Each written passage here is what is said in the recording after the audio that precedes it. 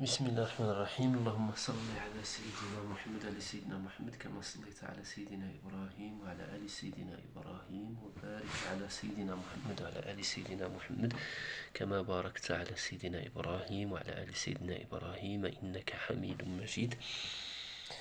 السلام عليكم ورحمة الله وبركاته.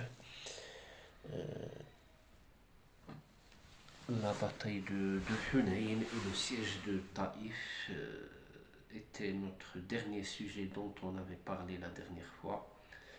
Après cela, le prophète sallam et ses compagnons sont revenus à la Mecque.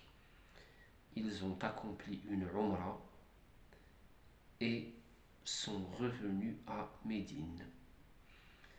Alors, revenu à Médine, le prophète sallallahu alayhi wa sallam, et qu'est-ce qu'il va faire? Eh bien, il va, revenu à Médine, il va envoyer des émissaires pour apprendre aux nouveaux musulmans leur religion et aussi pour collecter la zakat.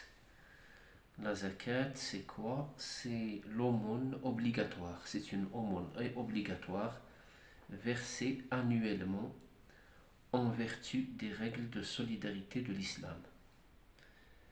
C'est le troisième pilier de l'islam. Les riches doivent verser cette aumône qui sera distribuée pour les pauvres. Alors, les questions qui se posent là, on n'en traite pas. Par exemple, à qui verser la zakat, quel est le montant de la zakat, qui doit verser la zakat, etc., etc. On ne traite pas de ces choses-là dans cette étude. Qu'est-ce que le prophète sallam a fait d'autre? Il y a eu aussi quelques sarayas. Les sarayas, ce sont des brigades envoyées par le prophète sallam après pour rétablir l'ordre dans la péninsule arabe. Alors, la plupart de ces sarayas ont accompli leur mission qui consistait, comme on l'a dit, en général à répandre l'ordre dans la péninsule arabe et à punir les bandits.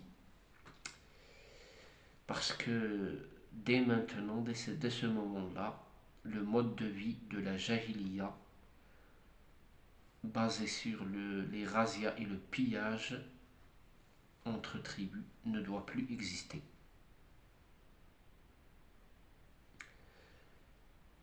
Alors, on avait dit que la conquête de la Mecque, plusieurs tribus, qu'après la conquête de la Mecque, plusieurs tribus avaient envoyé leur délégation à Médine pour rencontrer le prophète et se soumettre à l'islam.